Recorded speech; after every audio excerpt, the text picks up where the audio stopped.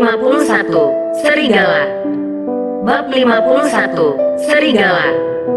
Bewi Huasian telah menghilang dari hadapannya.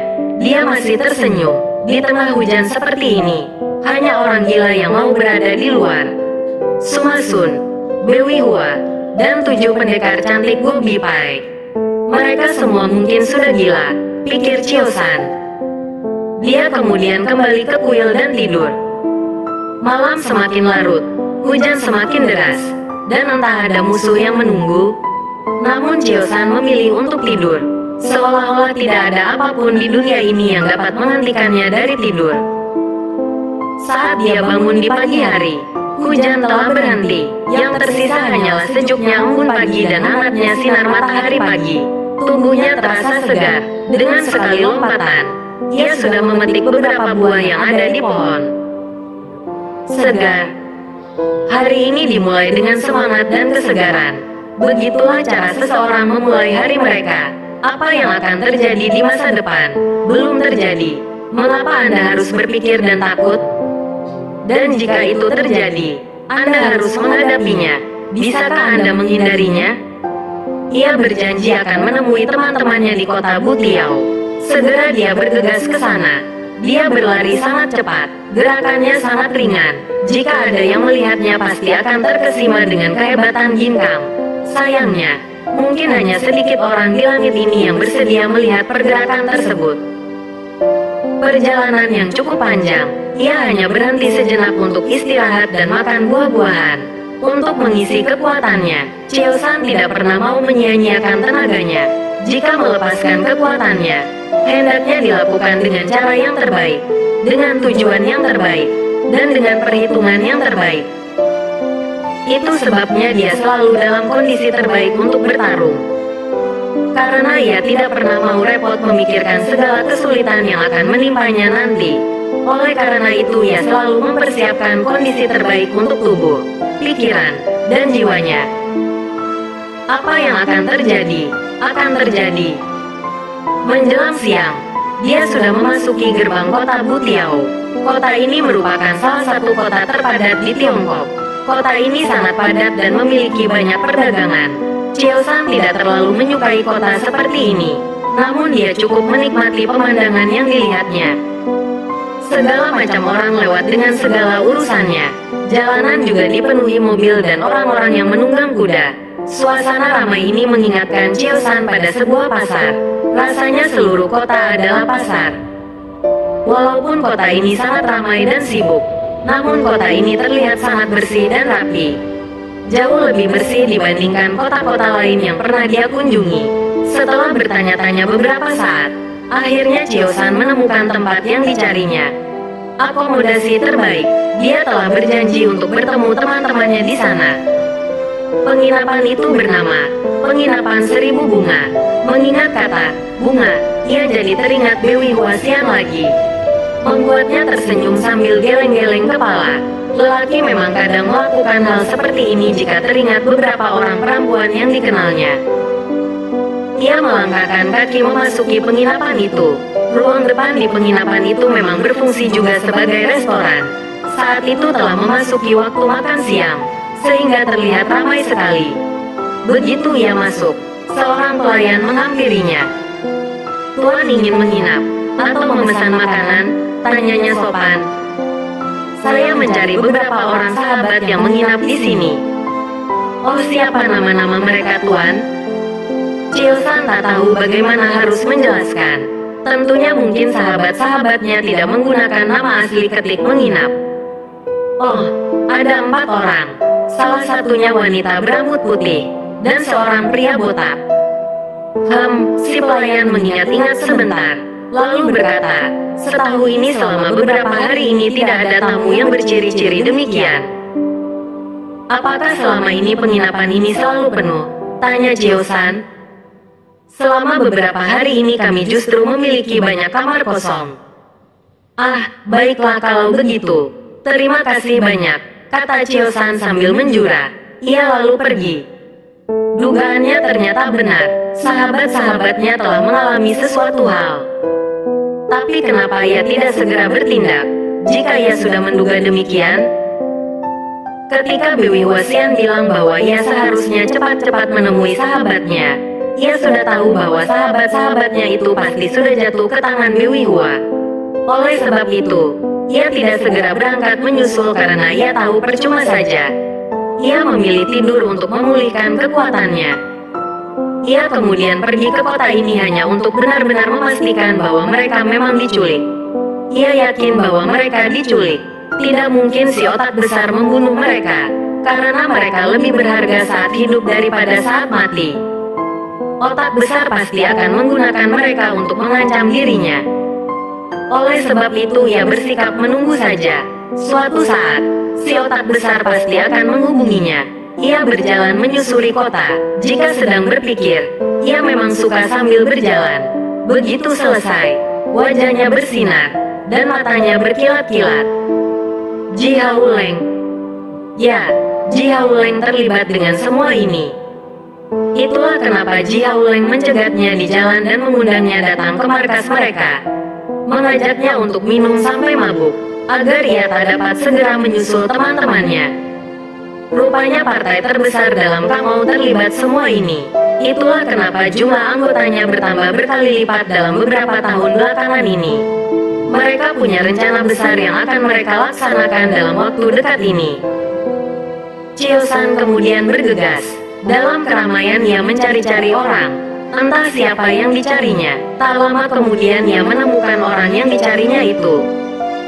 "Selamat siang," kata Chiosan sambil menjura. "Siang," kata orang itu menjawab sekenanya. Angin dari barat menyapa. "Apakah saudara merasakan cahayanya?" kata Chiosan. Orang itu kaget sebentar. "Cahaya di depan mata, masakah kami buta? Tapi entah siapa pembawa cahaya ini," kata si orang itu. "Raja tanpa mahkota adalah kaisar di tengah cahaya." Si orang terbelalak. Ia lalu menjatuhkan diri. "Mohon maaf, hamba tidak mengenal Kaucu. Hamba pantas mati, pantas mati."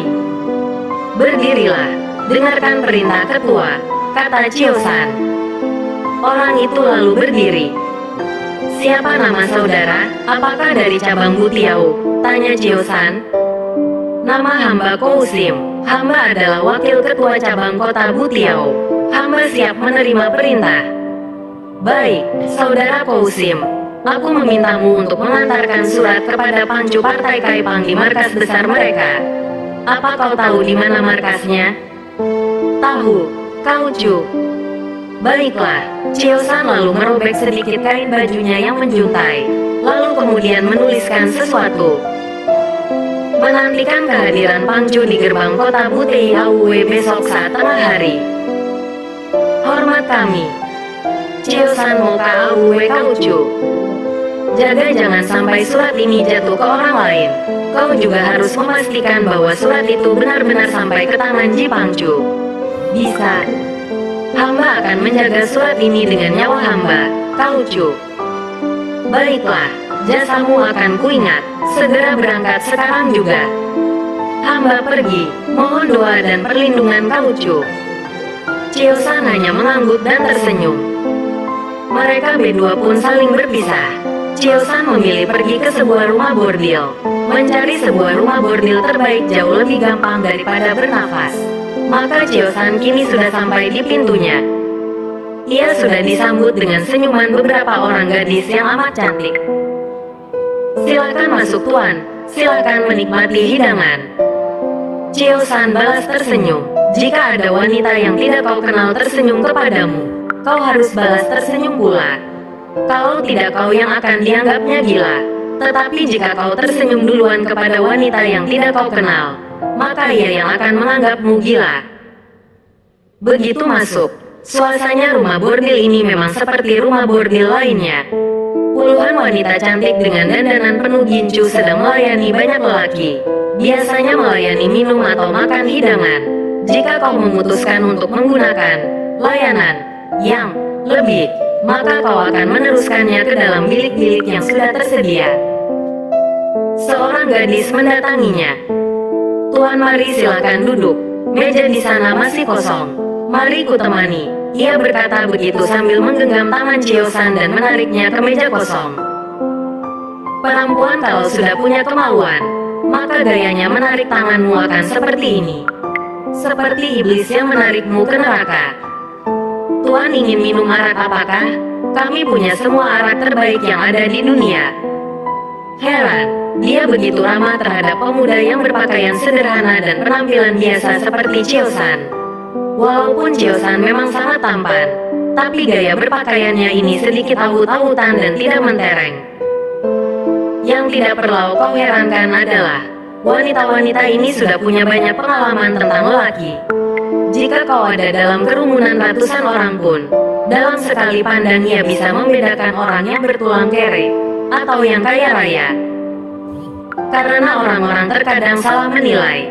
Mereka menilai orang kaya atau miskin dari baju yang mereka pakai. Padahal orang kaya yang berpakaian mentereng sangat sedikit ketimbang orang kaya yang berpakaian sederhana. Entahlah kenapa mereka berpakaian sederhana. Mungkin takut jika banyak pengemis akan datang meminta-minta kepada mereka.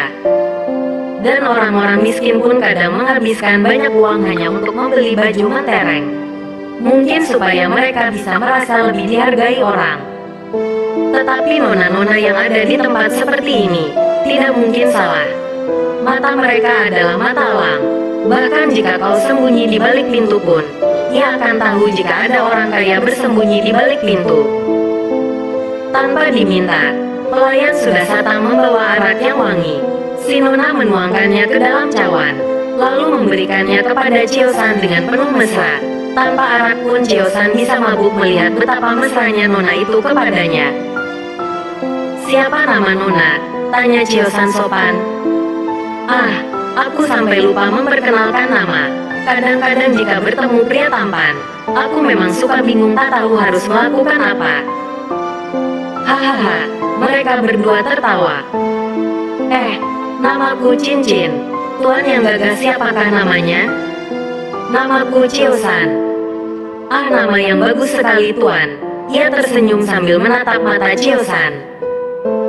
Kadang-kadang Chiosan memang suka bingung menghadapi wanita yang langsung menatap matanya. Takut kalau sinar mata wanita malah akan menyihirnya atau membuatnya sedikit mabuk. Di dunia ini memang yang paling indah sekaligus juga menakutkan adalah mata wanita. Jika kau berani menatapnya, maka bersiap-siaplah kau terjatuh ke dalam dunia mimpi. Mereka menghabiskan sebuci arak. Chiosan mengeluarkan 1 tael emas. Begitu melihat uang 1 tael itu, mata si nona terbelalak. Chin Siokia, Nona Chin, aku ingin bertanya, apakah kau pernah melihat sahabatku kesini?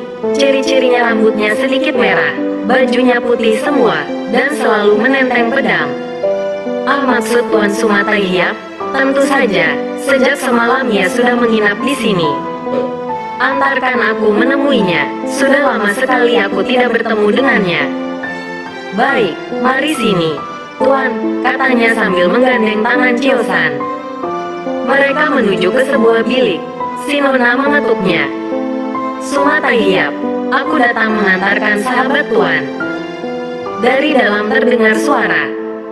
Masuklah Chiosan. Suaranya pelan dan tenang, tapi terdengar jelas sampai keluar pintu. Chiosan membuka pintu dan melangkah masuk. Tidak ada suara dari langkah-langkah ini. Rupanya dengan kali ini Sumasun tahu bahwa yang datang bersama Cincin adalah Chiosan, hanya Sumasun sendirian yang ada di sana. Ia tidak mempersilahkan Chiosan duduk, tapi Chiosan sudah duduk. Terima kasih Nona Cincin. Tolong tinggalkan kami sendirian. Selesai ini, kau akan kupanggil kembali, kata Chiosan sambil menyelipkan uang 1 tael. Ada uang. Si nona pun menurut. Nona mana saja akan menurut. Bantuan apa yang kau minta dariku? Tanya Sumasun, begitu dingin. Kau yakin dengan pedangmu? Tidak, jawab Sumasun. Lanjutannya. Tapi aku yakin pada diriku sendiri. Baiklah, apakah kamu yakin bisa menang melawan siapapun? Tanya Chiosan lagi. Jika mereka punya nama. Baiklah, aku percaya padamu. Itu sebabnya aku datang. Saya belum bisa memberitahu Anda namanya, tapi orang yang akan kita hadapi sungguh banyak. Siapa lagi yang kamu undang? Beng Liong, sapa Chio-san. Cukup, kata Sumasun.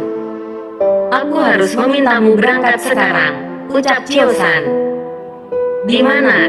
Tanya Sumasun. Tolong temukan Cucatong dan beberapa anak buahku.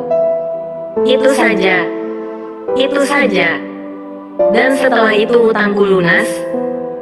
Kamu tidak pernah berhutang padaku, jelas Chio-san. Sung-sun hanya mengangguk, lalu dia berdiri dan menghunus pedangnya. Dia meninggalkan ruangan dengan tenang. Langkahnya mulus seperti anak perempuan yang dicubit. Ia tidak menanyakan kemana harus pergi, di mana mencarinya. Sikapnya seperti Cucatong yang dimintai bantuan oleh Chio-san untuk mencari contoh racun. Sejak kecil ia hidup di alam liar sendirian, temukan makanan dan bertahan hidup sendirian. Hidup di dunia yang penuh kekerasan.